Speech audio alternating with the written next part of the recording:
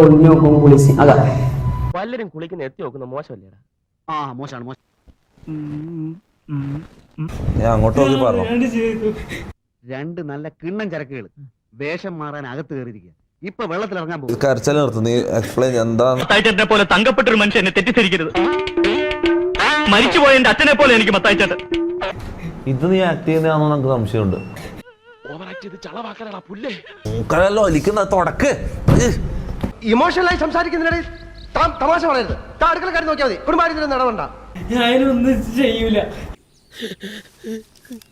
ലൈവിൽ ഇനി അല്ലെങ്കിലും നീ ഒന്നും ചെയ്യണ്ട. നീ ലൈവിലില്ല. ആശാനെ ദോശ തന്നില്ലെങ്കിലും ആശാൻ അത് മാത്രം പറയരുത്. പുറത്താക്കല്ലേ, ചെയ്യൂല. ഒരു നല്ല ബോർഡിങ്ങിൽ ഞാൻ ആക്കി തരാം.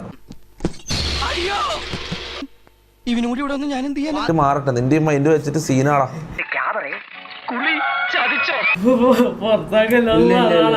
വന്ന വണ്ടി കിട്ടില്ലെങ്കിൽ കിട്ടണ വണ്ടിക്ക് നാട്ടിപ്പോടാ. പോകാം. പക്ഷെ ഒരു അപേക്ഷയുണ്ട്. വഴിയരിയിൽ ഒരു അജ്ഞാത പ്രേതം കിടക്കണ കണ്ടാൽ മുഖം വെട്ടിച്ച് നടക്കരുത്. മൃതദേഹം പൊതുദർശനത്തിന് വെക്കരുത്.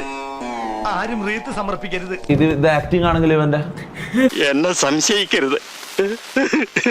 അഭിനയിക്കല നല്ല സന്തോഷമായിട്ട്. പിന്നെ എന്തിനാ നീ നിലവിളിച്ചത്? അതൊക്കെ ഗോപാലകൃഷ്ണൻ ഒരു നമ്പർ അല്ലേ?